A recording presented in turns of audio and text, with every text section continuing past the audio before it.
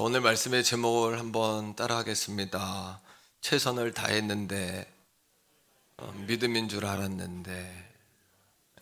여러분, 이 세상에는 무언가를 이렇게 이루기까지 열심히 살다가 이제 목적을 이루고 나면 그 다음부터는 이렇게 맥을 놓는 사람들이 많습니다. 예를 들어서 내가 어느 국회의원이 되겠다, 또는 내가 집을 사겠다, 아니면 내가 아들을 결혼시키고 나는 다 이제 인생을 다 했다, 이런 분들은 대부분 거기서 딱 끝나죠. 맥을 놓고 맥을 풀고 방향을 잃어버리는 분들을 많이 봅니다. 반대로 어떤 사람은 목적을 이뤄서 그 목적을 토대로 더 아름다운 인생을 사는 사람이 있어요. 이거는 사명으로 사는 사람이다, 우리가 이렇게 이야기를 할 수 있죠. 다윗은 이제 기름 부음 받았어요. 그리고 20년 정도 지나서 37, 6개월쯤 됐을 때에 통일 이스라엘의 왕이 됐습니다.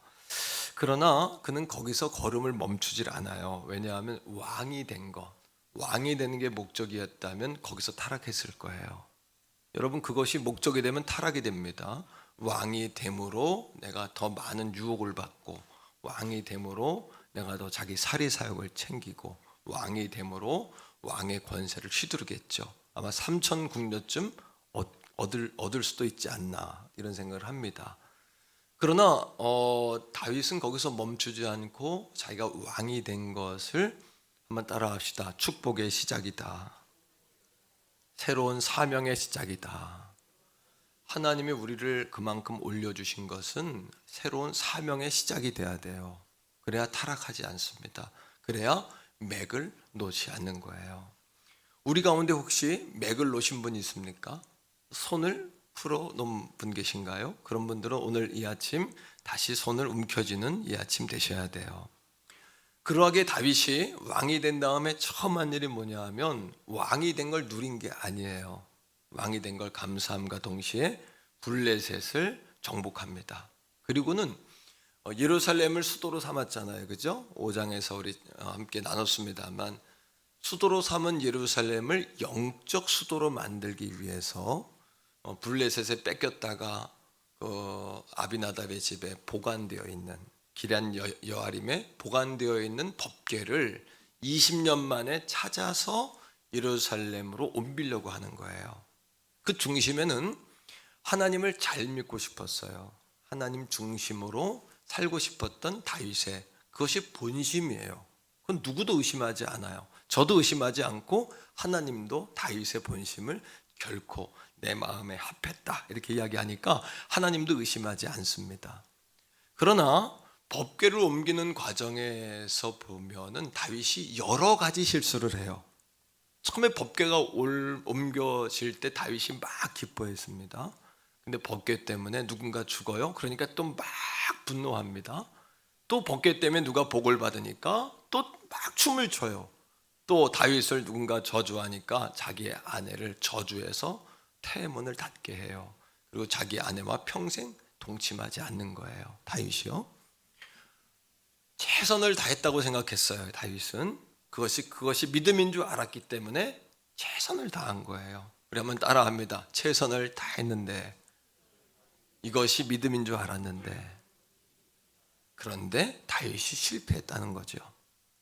오늘 말씀을 들으면서 우리가 붙잡아야 될 몇 가지가 있어요. 그게 뭐냐 하면, 다윗이 법궤를 옮기려고 했다는 것은 하나님의 영광을 구했다는 거 아닙니까?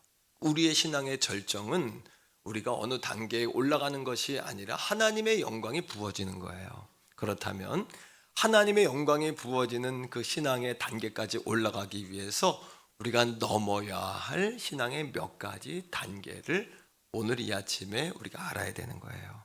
또 배워야 되는 거예요. 따라합니다. 넘어야 할 신앙의 단계.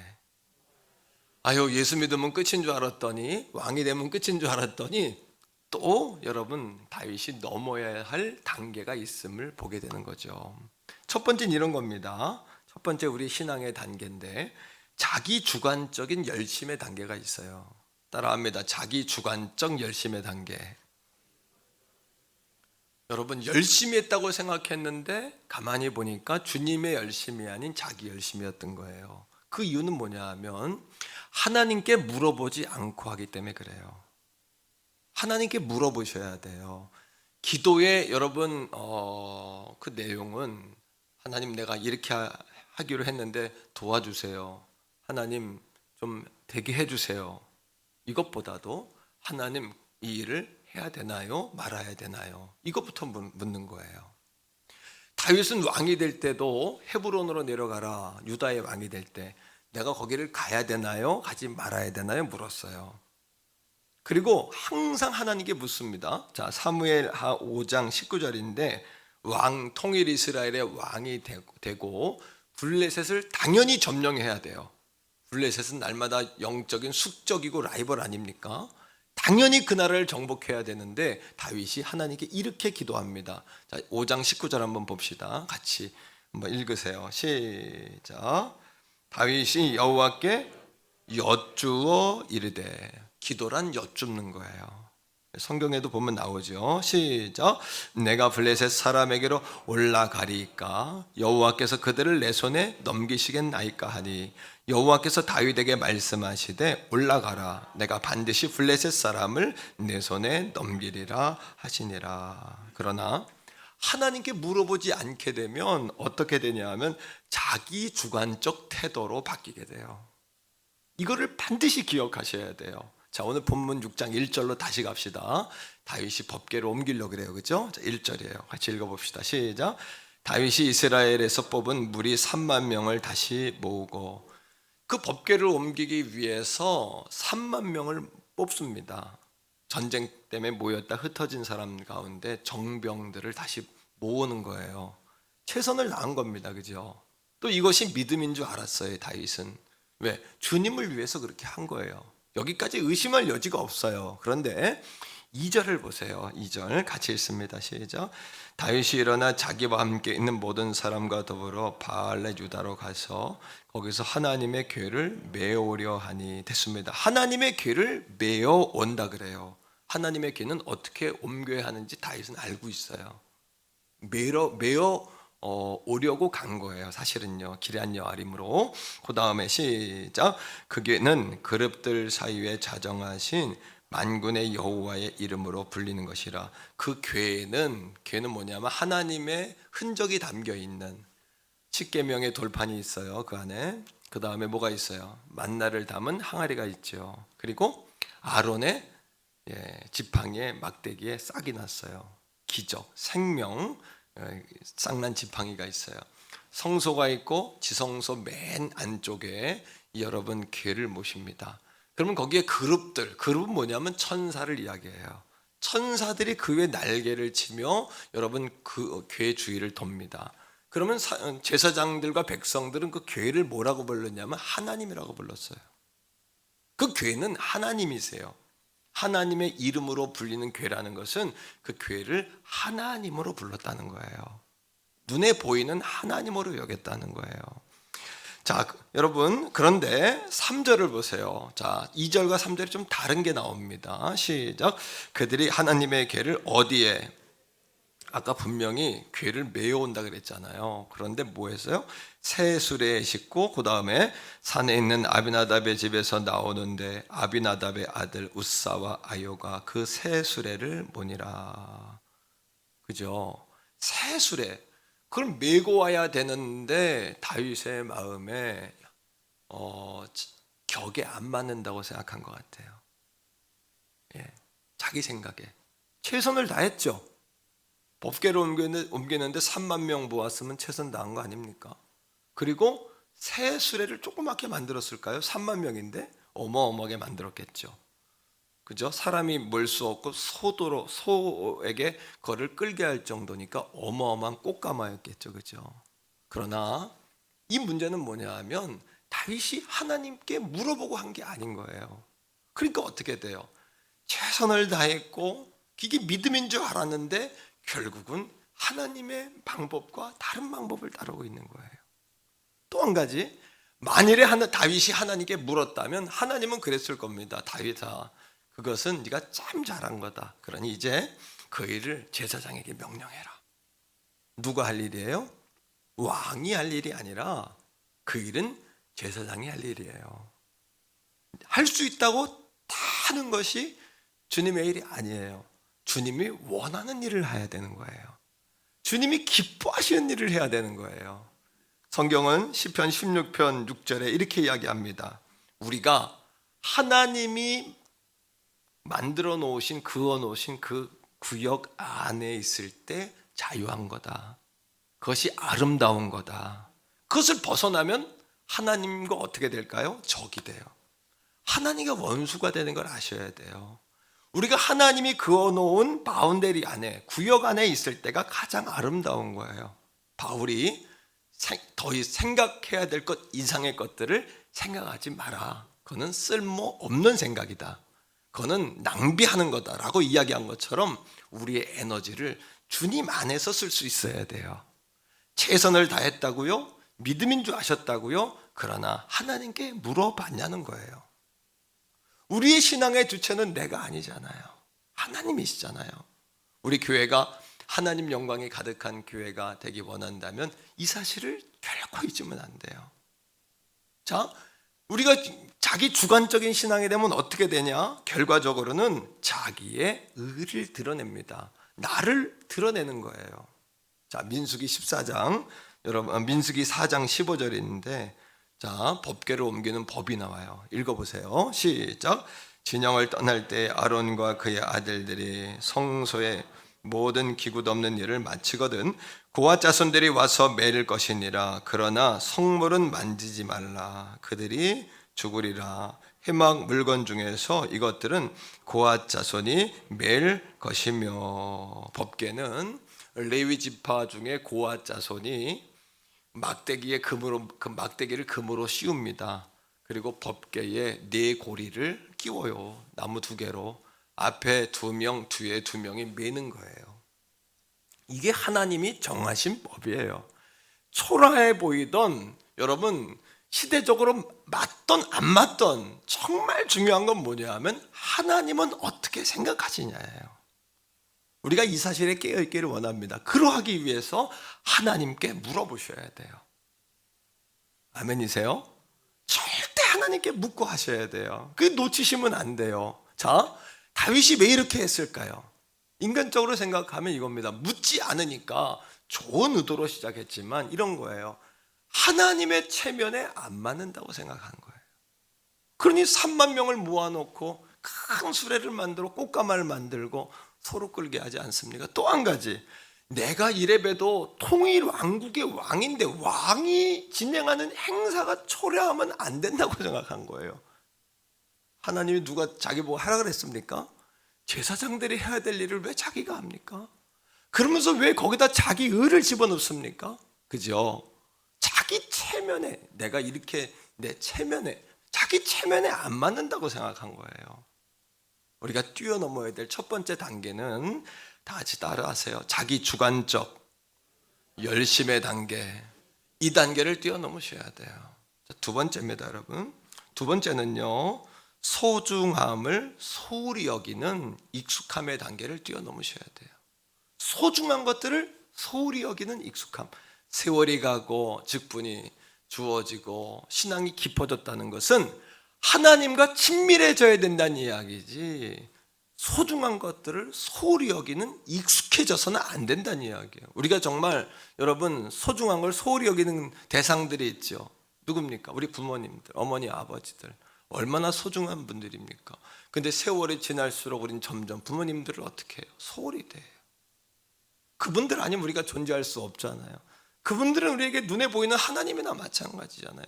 여러분, 하나님의 역사는 이렇게 물 흐르듯이 흐릅니다. 부모님에게서 막히면 자녀들에게 안 가요. 자녀들이요, 이것을 깨닫게 되기를 주의 이름으로 축복합니다. 할렐루야. 이 질서를 따라서, 하나님은 무질서의 하나님이 아니요 질서의 하나님이시다. 우리 그 질서 안에 있을 때 행복한 거예요. 여러분, 소중한 것을 소홀히 여기는 익숙함에 빠져들지 않기를 주의 이름으로 축복합니다. 감사도 소멸되고 아멘도 식어졌어요. 전에 했던 아멘이 아니에요. 전에 했던 감사가 아닌 거예요. 자, 여러분, 오늘 말씀의 6절 7절입니다. 읽어봅시다. 자, 북치고 장구치고 이제 막 법궤가 들어오니까 소들이 막 놀라지 않겠습니까? 그죠? 자, 6절 시작. 그들이 나곤의 타작마당에 이르러서는 소들이 뛰었어요. 웃사가 손을 들어 하나님의 궤를 붙들었더니, 이겁니다. 하나님의 궤를 붙든 거예요. 자, 소들이 뛰니까 그게 뭘 잘못됐나요? 생각해 보세요. 나는 이 말씀을 읽을 때 영적 해석을 여러분 듣지 않으면 이걸 오해할 수가 있어요. 당연히 소가 뛸 때 법궤가 떨어지면 자보에 지금 놔둡니까? 바닥에 떨어지도록? 여러분, 중요한 게 뭔지 아십니까? 그러나 7절은 우리에게 이렇게 이야기합니다. 웃사가 손을 댄 이 사건을 이렇게 이야기해요. 우리는 최선을 다했는데, 그게 믿음인 줄 알았는데 떨어지는 걸 놔둡니까? 하지만 7절은 우리에게 이렇게 이야기합니다. 읽어보세요. 시작. 여호와 하나님이 웃사가 무함으로 잘못함으로 말며, 하나님은 그거를 어찌할 수 없는 일이라고 하나님은 봐주는 게 아니라 잘못된 일이라고 이야기해요. 왜? 법궤에 손을 대지 말아라고 말씀하셨어요. 법궤는 하나님이라고 말씀하셨어요. 눈에 보이는 하나님에게 너희들의 손을 대지 말라는 거예요. 손을 대는 순간 웃사가 어떻게 됐습니까? 그 자리에서 즉사하는 겁니다. 매우 이건 무서운 일이고 놀라운 일이에요. 이런 거죠. 법궤가 20년 동안 자기 아버지 집 아비나답의 집에 보관돼 있었어요. 처음에는 그거 다 알잖아요. 하나님을 경외하고 두려운 마음이 있으니까 근처에도 못 가고 보살피고, 정말 보살피는 게 아니라 경외하고, 야, 우리 집에 하나님의 법궤가 있어, 막 이런 거예요. 그죠? 하나님에 대한 경외감이 막 그냥 막 하늘을 찔러요. 근데 세월이 점점 가니까 늘 보는 법궤, 늘 우리 집에 있는 법궤, 우리가 쓸고 닦는 법궤, 우리 집에 보관하는 법궤, 다시 말하면 창조주와 피조물의 관계가 바뀐 거예요. 우리가 영적인 거리감을 상실하고 소중함을 소홀히 여기는 익숙함의 단계에 우리 신앙이 빠지게 되면, 한번 따라합니다. 하나님에 대한 경외감을 상실하게 된다. 하나님에 대한 경외감을 상실하게 되면 어떻게? 법궤를 손을 댄 웃사처럼 똑같이 우리도 하나님을 쉽게 대해요. 하나님을 가볍게 대해요. 하나님을 우습게 대해요. 하나님을 경홀히 여겨요. 하나님을 오늘 이 아침에 두려워하는 경외감들이 회복되시기를 축복합니다. 죽을 수도 있는 거예요. 죽을 수도 있는 거예요. 이 사건을 통해서 하나님이 우리에게 주시는 메시지를 들을 수 있어야 돼요. 자, 이런 겁니다, 여러분. 소중함을 소홀히 여기는 익숙함에 빠지니까 자기가 손을 대도 된다고 생각했어요. 하나님 말씀이 중요한 게 아니라 그 상황이 그랬던 거예요. 우린 그런 이야기 잘해요. 어쩔 수 없었습니다. 그럴 수밖에 없었습니다. 그럴 만한 이유가 있었습니다. 그런데 하나님 우리에게 그것들은 잘못된 것이다, 잘못한 것이다 라고 말씀하시는 거예요. 그럴 때 우리는 어떻게 합니까? 겸허히 말씀을 받아들이고 회개하는 마음을 가지셔야 돼요. 그것이 바로 하나님을 경외하는 마음이에요. 다윗이, 자, 이 문제로 인해서 8절이세요. 8절. 다윗이 어떻게 반응하나 보세요. 시작. 여호와께서 웃사를 치심으로. 다윗이 뭐예요? 아니, 왜 분합니까? 왜 분했을까요? 자기 생각대로 안 됐다는 거예요.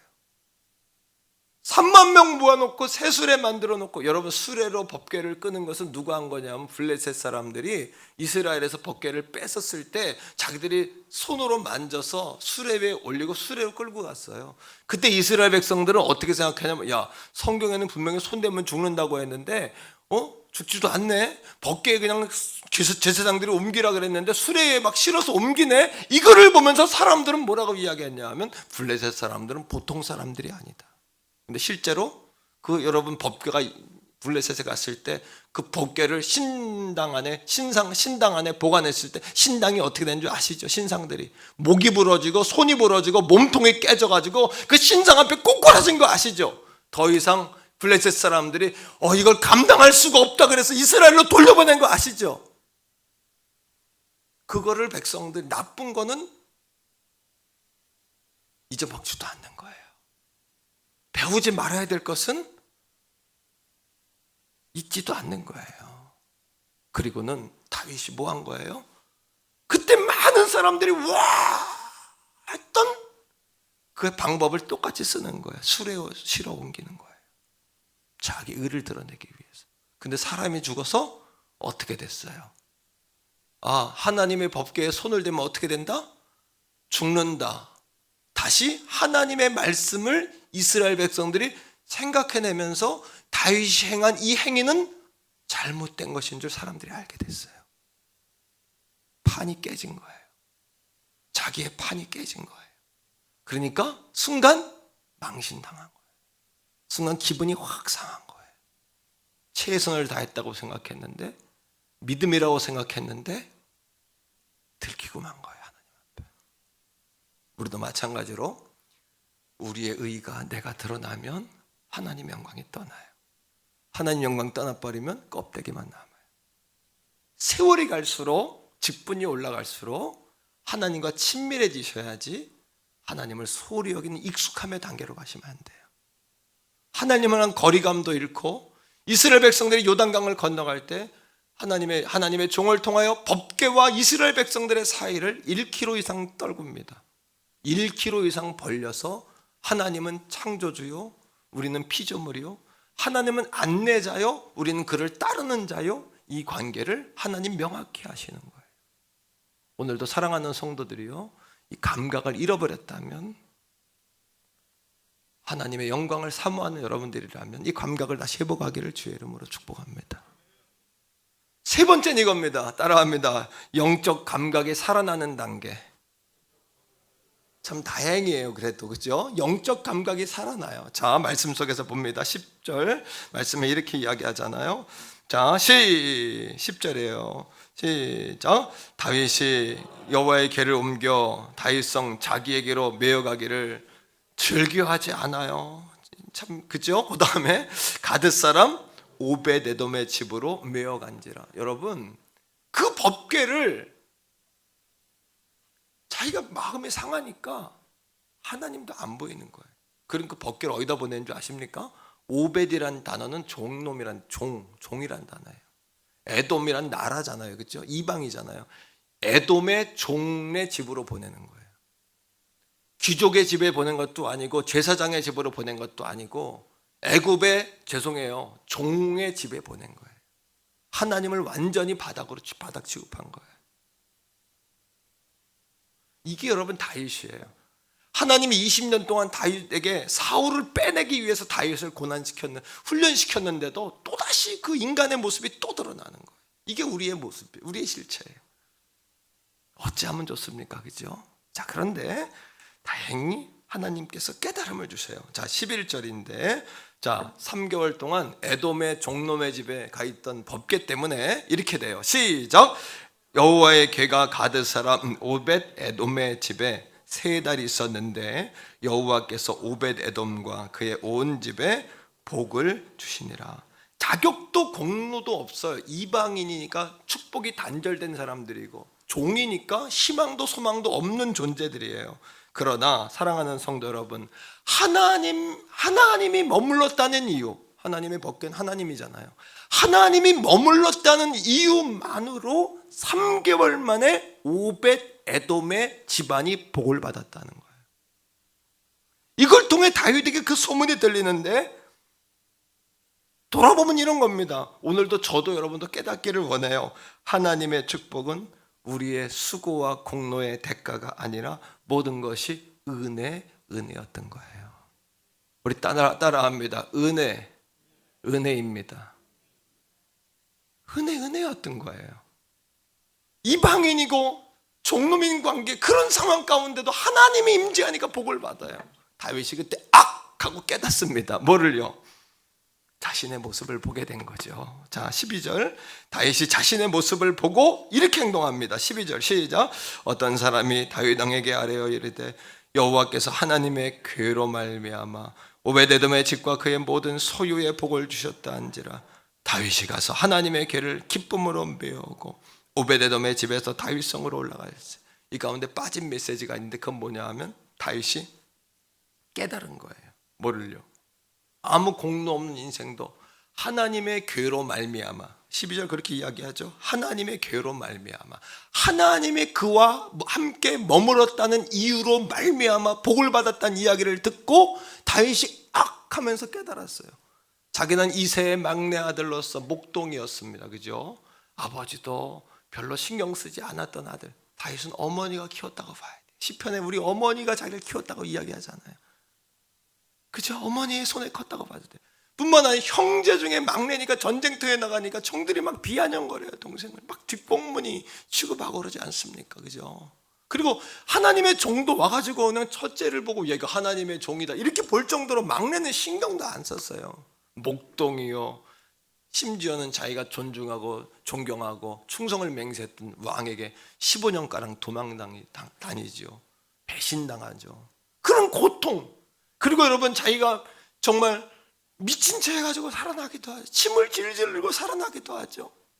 돌아보면 이스라엘의 왕이 된 것도, 예루살렘을 정복할 수 있었던 것도, 여부스 민족이 여러분 예루살렘을 정복하고 있을 때 수로를 통해 올라가라. 아니, 그 전엔 왜 몰랐을까요? 그걸요?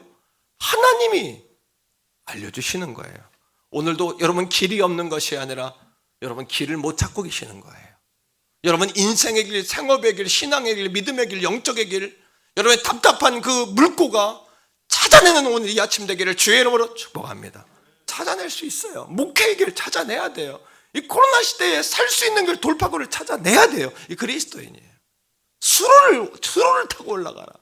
이런 생각은 아무도 못했어요. 수로를 타고 올라가라. 오늘도 영적 수로를 뚫기를 주의 이름으로 축복합니다. 여러분, 생각해보니 예루살렘을 정복하게 된 것도 하나님이 주신 지혜예요.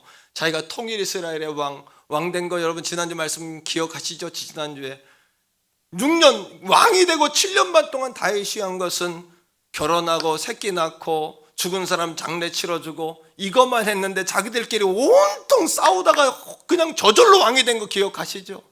돌아보니까 다 은혜예요. 은혜 아니면 자기는 아무것도 아니에요. 다 은혜였던 거예요. 아멘. 이거를 깨달은 겁니다. 그래서 자기가 다시 한번 회개한 거예요. 왜요? 왕이 돼가지고 왕답게 한번 하나님 멋지게 모셔보려고 했는데, 멋지게 모셔보려고 했던 자기의 의가 하나님의 은혜 앞에서는 쓸데없다는 것을 깨닫고 악한 거예요. 하나님의 말씀대로 하나님께 물어보고 하나님이 원하시는 대로 하는 것이 진정한 기쁨이고 은혜인 것을 깨닫게 된 거예요. 드디어 다윗이 영적 감각이 회복됩니다. 오늘 이 아침에 여러분들에게 영적 감각이 깨어나기를 주님의 이름으로 축복합니다. 자, 말씀 속에 13절인데 다윗 보세요. 이렇게 해요. 시작. 여호와의 궤를 맨 사람이 6걸음을 가매 다윗이 소와 살찐 송아지로 제사를 드립니다. 이제 제사장들이 법궤를 메고 옮기기 시작하는 겁니다. 말씀대로. 그러나 그 다음에 보세요. 6걸음 가고 제사를 지내요. 제사를 지냈다는 것은 잠깐 기도하고 출발한 게 아니라 양 잡고 양 태워드리고 하나님 앞에 묻고, 이게 무슨 이야기일까요? 빨리 가는 것이 중요한 것이 아니라 오늘도 하나님 앞에 물어보며 가야 된다는 거예요. 다 같이 고백적으로 말해요. 빨리 가지 말고 물어보며 가자. 물어보며 가자. 한 번 더 합시다. 쉽게 가려고 하지 말고 완전하게 가자. 왜 6걸음 걸은 다음에 하나님께 제사한 것은 뭐 한 겁니까? 하나님 물어보는 거예요. 나 실수한 거 없나요? 6걸음 가고 멈춘 거는 왜요? 자기 자신의 의를 드러낼까 봐, 자기를 나타낼까 봐, 조금 더 가면 잊어먹을까 봐. 그러니까 우리가 선줄로 생각하는 자는 넘어질까 조심해야 되고, 오늘도 사랑하는 성도 여러분, 겸손이란 깨어서 자신을 계속해서 돌아보는 거예요. 이런 깨어남이 있기를 주의 이름으로 간절히 축복합니다. 여러분, 영적 감각이 뭐요? 영적 감각이 살아났다는 것은 하나님 앞에 자기를 그렇게 비춰보는 거예요. 자기 자신을 말입니다. 마지막 4번째입니다. 따라합니다. 하나님만 바라보는 단계. 14절 읽어볼까요? 자, 다윗이 아까는 3만 명의 큰 수레를 만들고 왕복과 왕관 쓰고 멋지게 하고 치렁치렁 여러분 금문보석 달고 나타났겠죠, 그죠? 그러나 지금은 어떻게 합니까? 하나님 앞에 나가는 사람은 그 모든 거치장, 허례의식, 화려함, 장식 다 필요 없다는 거예요. 뭡니까? 에봇. 자, 14절 시작. 다윗이 여호와 앞에서 힘을 다하여 춤을 추는데 그때의 다윗이 뭐만? 에봇. 에봇은 제사장들이 속옷을 입고 겉에 조끼를 거칩니다. 원피스처럼. 여기 딱 갈라져 있고 주머니가 있어요. 주머니 12개의 돌이 있어요. 그래서 손을 집어넣어 기도한 다음에 집어넣고 하나님의 뜻을 물을 때 돌을 꺼내요. 그래서 하나님 원하시는 뜻을 그 돌을 통해 묻는 게 에봇이라는 옷입니다. 근데 에봇이라는 것을 집중해서 잘 들으셔야 해요. 에봇이라는 뜻은요, 누가 입는 거냐 하면 사람이 죽었을 때. 베옷은 그때 입잖아요. 회개할 때, 망했을 때. 하나님 앞에 나가는 우리에게는요, 아무 필요 없어요. 오직 내가 하나님 앞에 죄인입니다. 하나님의 공로, 예수 피의 공로 아니면 나는 구원받을 수 없습니다. 나는 아무것도 아닙니다. 나는 아무것도 아닙니다. 왕복도 면류관도 하나님 앞에 필요 없어요. 다 내려놓고 하나님 앞에 가셔야 돼요. 하나님 앞에 서는 거예요. 아멘. 할렐루야. 뿐만 아닙니다. 자, 에봇을 입고 춤을 춰요. 사람들을 의식하는 게 아니고 오직 하나님밖에 안 보이는 거예요. 다윗은 이제는요. 그 은혜에 꽂힌 거예요. 오늘도 사랑하는 성도들이요, 여러분들의 찬양의 대상은 하나님이십니다. 예배의 대상은 하나님이셔야 합니다. 충성의 대상은 하나님이신 겁니다. 예물의 대상은 하나님이신 겁니다. 아멘. 우리를 움직이는 주된 동력은 하나님의 말씀이어야 합니다. 하나님이 보여주신 의, 오직 예수 그리스도의 의 아니면 우리는 구원받을 자가 아무도 없음을 철저하게 깨닫고 나아가는 거예요. 그러나 다윗의 아내였던 미갈은요, 자기 체면밖에 없어요. 자기 체면 깨지는 거, 창피한 거, 이런 거밖에 없어요. 그리고 다윗이 막 예배 현장에 춤추며 오는데 팔짱 딱 끼고 창 밖으로 탁 내려보면서 왕이란 사람이 채통도 없이 그러는 거예요. 20절 읽어볼까요? 20절 다 같이 읽습니다. 20절 시작. 다윗이 자기의 가족에게 축복하러 돌아옵니다. 사울의 딸 미갈이 나와서 다윗을 맞으며 말합니다. 이스라엘 왕이 오늘 어떻게 영화로우신지. 그 다음에 방탕한 자가 염치 없이 자기 몸을 드러내는 것처럼, 방탕한 자, 매춘부들이 방탕한 자가 사람을 유혹하기 위해서 자기 몸을 드러낸 것처럼 다윗을 방탕한 자처럼 여러분, 그렇게 뭐에 홀린 사람처럼, 제정신이 아닌 사람처럼 취급해버리는 거예요. 우리가 은혜 안으로 들어오지 않으면 이해가 안 되죠. 은혜 안으로 들어오자면 이게 해석이 안 됩니다, 여러분. 자, 그 다음 말씀을 계속 읽어. 오늘 그의 시작. 오늘 그의 신복의 계집종의 눈앞에서 몸을 드러내셨도다 하니. 21절에 다윗이 이렇게 이야기합니다. 시작. 다윗이 미갈에게 이르되 이는 누구 앞에서? 여호와 앞에서. 내 의와 공로, 내가 사람 앞에서 한 건 왕이 에봇을 입었겠냐? 내가 사람 앞에서 할 때 3만 명 모아놓고 새수레 만들었지만 결국은 사람 죽는 것밖에 없었다. 하나님 앞에서는 그건 자기 의도, 공로도, 화려함도 다 필요 없다. 하나님 앞에서는 하나님과 피조물인 나, 하나님과 죄인된 나와의 관계밖에 없다. 그래, 나는 에봇, 죄인이 입는 옷, 사람이 죽었을 때 입는 옷, 내가 회개하는 마음으로 하나님 앞에 선 것밖에 없다. 하나님의 은혜로 내가 그 은혜를 입어 내 죄가 자유함을 입으니 내 영이 춤을 추고 싶은데 내가 어찌 그걸 말리랴.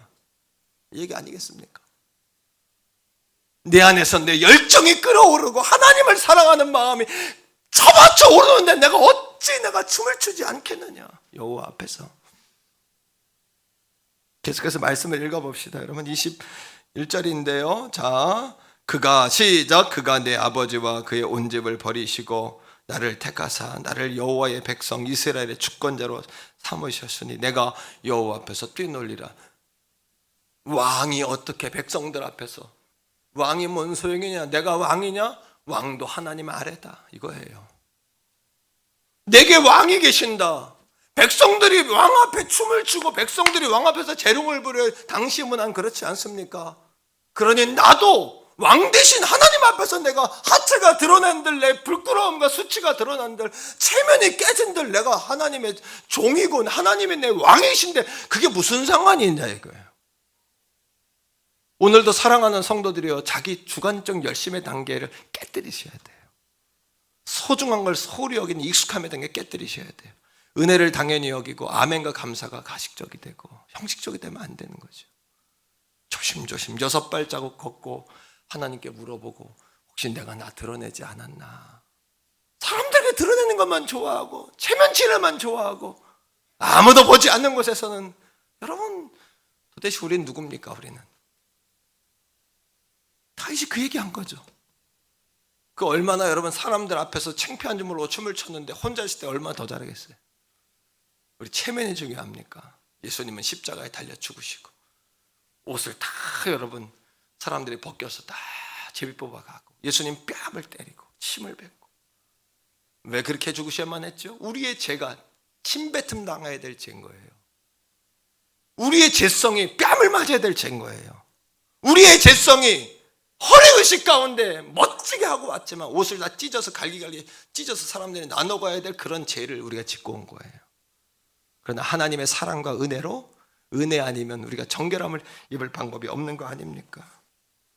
오늘 이 아침에 나를 던져버리고 나갈 때 하나님의 영광이 우리 가운데 임하는 거예요. 따라합니다. 나를 던져버리고 하나님께 나아가자. 다윗이 자기를 던진 거예요. 왜? 자기 위에 왕이 없는 줄 알았는데, 자기가 왕이 됐으니까 하나님을 위해 뭔가를 해야 된다고 생각했는데, 네가 왕이냐 내가 왕이냐 하나님 물으신 거예요. 요한계시록 사랑하는 성도들이여 4장 10절 말씀에 이런 말씀이 나옵니다. 천국의 예배를 설명하면서 하나님이 가운데 앉아 계시고 우편에 예수 그리스도가 계셔요. 그 다음에 여러분 24장로가 원탁에 둘러앉습니다. 24장로는 모든 인류의 대표, 12제자, 12지파의 대표들, 그들이 하나님 앞에 보좌에 앉습니다. 그리고 그룹들, 천사들이 춤을 춥니다. 이게 천국의 예배예요. 그때 24장로가 어떻게 하나님 예배하냐? 무릎을 꿇고 엎드려요. 하나님 앞에. 하나님 앞에 엎드리셔야 돼요. 저도 여러분, 하나님의 영광 떠나면 껍데기예요. 목적을 이루면 맥을 놔요. 살아있지만 살아있는 게 아니에요. 여러분, 자, 말씀을 읽어보세요. 시작. 24장로들이 보좌에 앉으신 이 앞에 뭐예요? 엎드려 세세토록 살아계시는 이에게 뭐합니까? 경배. 그 다음에 자기의 관을 보좌 앞에 드리며 이르되. 여러분, 우리가 이 개역 한글판 성경, 전에 개역 개정 성경 봤죠? 개역 한글판 성경 봤죠? 지금의 개역 개정이고, 개역 한글판 성경에는 자기 관을 보좌 앞에 드린다는 표현을 어떻게 썼냐면, 집에 가서 다 읽어보세요. 따라합니다. 관을 보좌 앞에, 따라합니다. 보좌 앞에 면류관을 벗어 던지며, 한 번 더, 면류관을 벗어 던지며. 이게 무슨 이야기일까요? 사랑하는 성도 여러분, 하나님 앞에서는 면류관도 나라는 존재도 별것 아니라는 거예요. 믿음인 줄 알았는데, 최선을 다한 줄 알았는데 하나님께 묻지 않고, 하나님이 아니라 우리가 얼마나 자기의를 드러내며 살았냐는 거. 면류관 벗어 던져 버려야 돼. 하나님 앞에서 자기 자신 벗어 던지셔야 돼. 하나님 앞에. 할렐루야. 그러면 하나님 영광이 임하는 거예요. 몇 해 전에 우리 교회 남자 집사님이 한 10년 됐어요. 10년 조금 더 됐을 거예요. 한 분이 돌아가셨는데 소천하셨어요. 한양대 구리병원에 마지막 임종 가까이 왔으니까 혼자 독방을 쓰고 있었는데, 제가 가서 예배를 인도하는데 나한테 찬송한 곡 끝나면 찬송 또 해주세요. 또 거의 40-50분가량을 찬송만 했어요. 1시간 가까이 찬송만. 찬송하면 얼굴이 쫙 펴요. 그러니까 나는 천국을 내 눈으로 본 거예요. 야, 진짜 예수 믿는 게 진짜구나 이거. 죽으면 천국 가는구나 이거. 나는 성경을 통해서 학교에서만 배운 게 아니라 내 눈으로 체험적으로 난 알아요. 천국 가는 게 이런 거구나. 암에 걸려가지고 머리는 다 빠졌죠. 얼굴은 창백한 나무 막대기 같죠. 예? 손도 키도 크고 등치도 좋은 보이는데 손도 빼짝 말라 뼈만 남았죠. 근데 찬양을 드리면 얼굴이 환해지고 생기가 돌고 혈색이 달라져요. 계속 땀과 눈물이 쭉 흐르는 거예요. 그 집사님과 제가 드렸던 예배에 우리 면류관이 있나요? 아니면 우리 자신이 거기 존재하나요? 내 평생에 잊을 수 없는 예배, 내가 체험한. 나는 그 집사님 가신 거에 대해 하나님 은혜지만 또 저도 하나님이 내게 선물 주셨다고 생각하는 거예요. 그런 경험들이 선물이다 진짜. 내가 그날 그 예배가 집사님의 마지막 예배였어요. 그리고 집사님의 천국으로 들어가는 첫 예배였어요. 얼마나 영화롭습니까? 얼마나 영광됩니까 여러분? 이런 예배에 하나님의 영광이 돌아오는 거예요. 이런 예배에 하나님의 영광이 돌아오는 거예요. 하나님의 영광이 돌아오면 어떻게 될까요? 하나님의 영광이 임하는 곳이 온 우주의 중심이 되어버려요. 그러면 온 땅, 온 백성이 그 앞으로 찾아와 절하는 거예요.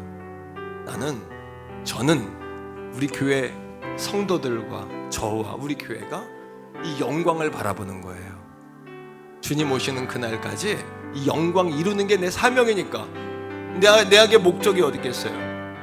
무엇을 달성하든 그것은 발판 위에 또 그렇게 하나님께 나아가는 기회가 되는 거죠. 축복의 기회, 시작의 기회가 되는 거죠. 이사야서 60장 1절에 일어나라 빛을 발하라. 이는 내 빛이 이르렀고 여호와의 영광이 내게 임하였습니다. 3절부터 보실래요? 3, 4, 5절 읽어보세요. 3절 시작. 나라들은 내 빛으로 왕들은 비추는 내 광명으로 나오리라. 왜? 세상엔 빛이 없기 때문에 깜깜하기 때문에 벌떼처럼 몰리는 거예요. 하나님 앞에 무릎 꿇어 오는 거예요. 4절 보세요. 시작. 내 눈을 들어 사방을 보라. 무리가 다 모여 내게로 모으느니라. 내 아들들은 먼 곳에서 오겠고 내 딸들은 안기어 올 것이라. 딸들과 아들들이 주님을 떠났던 자들이 다 돌아와요. 하나님 영광이 임하면. 할렐루야. 온 땅 백성, 동성애를 외치는 자도, 공산주의자들도, 여러분 하나님을 반대하는 인본주의자들도, 하나님의 역사를 깨뜨리러 간 사단주의자들도 하나님 앞에 다 와서 무릎 꿇게 돼 있어요. 온 나라 백성이 하나님 영광이 임하면 하나님 그런 기회를 찾고 있는 거예요. 다윗의 실패를 통해 그걸 배워야 되는 거예요. 아멘입니까? 5절 보세요. 자, 5절 시작. 그때에 내가 보고 기쁜 빛을 내며 내 마음이 놀라고 또 화창하리니. 왜? 이는 바다의 부가 내게로. 당시엔 비행기 없어요. 바다를 통해 무역해요. 온 땅의 재물이 하나님 앞에 무릎 꿇어요. 재물도 하나님 앞에 충성해요. 왜? 하나님 은도금도 내 것이라 그랬잖아요. 우리 교회에 그런 재물 일꾼들이 키워지기를 축복합니다. 기도 일꾼, 전도 일꾼, 재물 일꾼도 키워져야 돼요. 하나님 영광 위해서, 온 땅에 하나님의 거룩한 씨앗을 뿌리기 위해서. 아프리카에, 아메리카에, 중국에, 북한에, 이 지역, 이 나라 민족에 하나님 거룩한 씨를 뿌리기 위해서, 거룩한 선교사들을 보내기, 선교사님들 보내기 위해서. 할렐루야. 생각만 해도 흥분되죠. 그런 비전을 가져요. 그렇지 않으면 사장되면 맹나요. 그러니까 타락해. 100명 직원 주세요. 그게 목표면 거기서 타락해버려요. 계속해서 보세요. 시작. 이방 나라들의 뭐가? 재물이 누구에게로? 내게로. 왜? 하나님의 사명을 가지고 계속해서 역사하려고 하는 사람에게 선순환되게 부어주는 거죠. 이게 하나님 나라의 스토리요, 성경의 원리예요. 오늘 이 아침에 나는 최선을 다했는데, 믿음인 줄 알았는데, 미묘한 차이. 하지만 영적 감각을 다시 깨우기를 축복합니다. 하나님 앞에서 자신 드러내지 말고 조심조심 하면서 물어보고, 자신의 존재 던져버리고 할렐루야 주여 한번 부르고 우리 그렇게 한번 기도하며 나갈까요?